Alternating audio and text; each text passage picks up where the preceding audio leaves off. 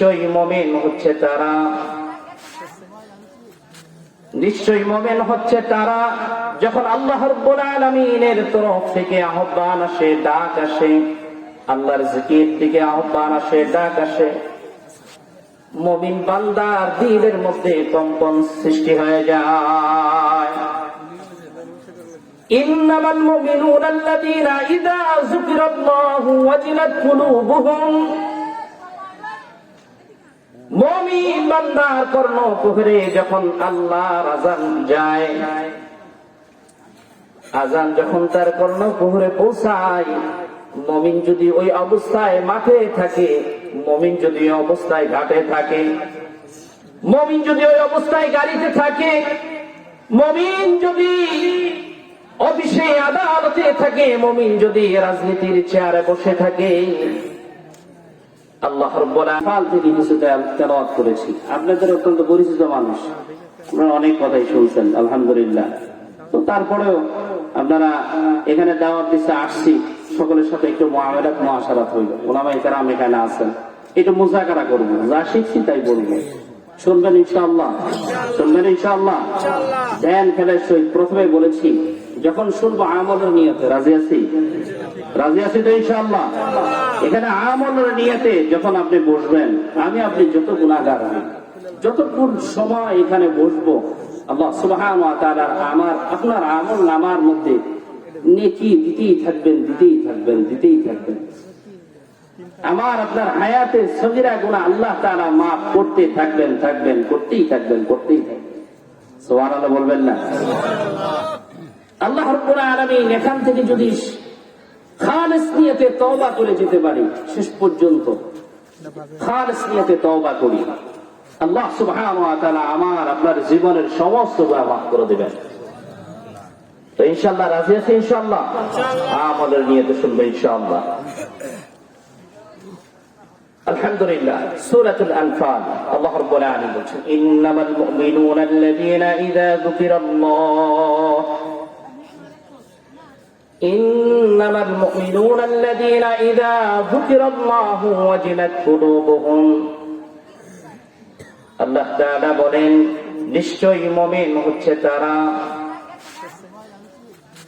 নিশ্চয়ই মুমিন হচ্ছে তারা যখন আল্লাহ রাব্বুল আলামিনের তরফ থেকে আহ্বান আসে, ডাক আসে, আল্লাহর জিকির থেকে আহ্বান আসে, ডাক আসে, মুমিন বান্দার দিলের মধ্যে কম্পন সৃষ্টি হয়ে যায়।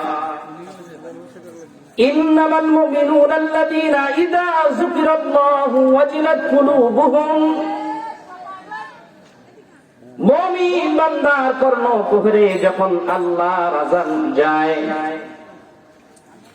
আযান যখন তার কর্ণকুহরে পৌঁছায়, মুমিন যদি ওই অবস্থায় মাঠে থাকে, মুমিন যদি ওই অবস্থায় ঘাটে থাকে, মুমিন যদি ওই অবস্থায় গাড়িতে থাকে, মুমিন যদি অফিসে আদালতে থাকে, মুমিন যদি রাজনীতির চেয়ারে বসে থাকে, আল্লাহ রাব্বুল আলামিনের আযান তার দিলের মধ্যে যাওয়ার সঙ্গে সঙ্গে কম্পন সৃষ্টি হয়ে যায়। সুবহানাল্লাহ, সুবহানাল্লাহ। যুকিরাল্লাহু ওয়াজিলাত কুলুবুহুম। মুমিন যখন তার কর্ণকুহরে আল্লাহর আহ্বান ঢুকে যায়, মুমিন পেরেশান হয়ে যায়, কখন আল্লাহর কুদরতে কদমে সিজদা দিয়ে নিজেকে ধন্য করবে। এই কারণেই তো আমরা দেখতে পাই, এমন কিছু আল্লাহর বান্দা আমরা দেখতে পাই যে মানুষগুলো এত হাড় ভাঙা পরিশ্রম করে, কষ্ট করে, কৃষি কাজের মধ্যে লিপ্ত থাকে, যখন আল্লাহ তাআলার আযান তার কর্ণকুহরে পড়ে, একটা কদম সামনে অগ্রসর না হয়ে আল্লাহর বান্দা আল্লাহর কুদরতি কদমে সিজদা দেয়। এরকম আল্লাহর বান্দা আছে না নেই? কথা বলেন, আছে না নেই? গাড়িতে আছে, যখন আযান হয়ে গেছে গাড়ি বন্ধ। কলেজ ইউনিভার্সিটির মধ্যে কত সন্তানেরা পড়াশোনা করে, আলহামদুলিল্লাহ। বর্তমানে যদি আপনি রাজবাড়ী সরকারি কলেজগুলো দেখেন, তাহলে দেখতে পাবেন এমন কিছু সোনার টুকরো সন্তানেরা রয়েছে যে টিফিনের সময় বিভিন্ন কাজে বন্ধু বান্ধব নিয়ে আড্ডার মধ্যে লিপ্ত থাকে, যখন কিছু আল্লাহর বান্দা রয়েছে, আমার শত্রু ভাইরা রয়েছে, যারা একাকিত্ব থাকে, নিজের ভালো বন্ধুদের কাছে সংস্পর্শে থাকে, যখন আজান হয়ে যায় আল্লাহ তাআলার আজান শোনার সঙ্গে সঙ্গে ওযু সেরে আল্লাহর কুদরতি কদমে সিজদা দেওয়ার জন্য মসজিদে চলে যায়। আসলে নাই? আল্লাহ রাব্বুল আলামিন বলেন, মুমিন বান্দা বান্দীদের হালত হবে এমন, তার সন্তান করে তারপরে আল্লাহ তাআলার হুকুম দিয়ে নিজেকে গোটাবে না, সন্তানকে রেখে আল্লাহর হুকুম আদায় করবে। যে মাটা দুধের শিশুকে পাশে রাখা আল্লাহর কুদরতি কদমে সিজদা দেয়, ওই মার সিজদা দেখে দেখে ওই সন্তানটা যখন গুটি গুটি পায়ে হাঁটা শিখে, দেখবেন ওই সন্তানটাও এক সময় মায়ের সাথে সাথে আল্লাহর কুদরতি কদমে সিজদা দেয়। ঠিক কি না? আছে না নাই? মা নামাজি তো সন্তান গুটি গুটি পায়ে হাঁটে, দাঁড়াইতে পারে না, মা নামাজ পড়তেছে পাশে দাঁড়ায় যায়, এরকম নাই?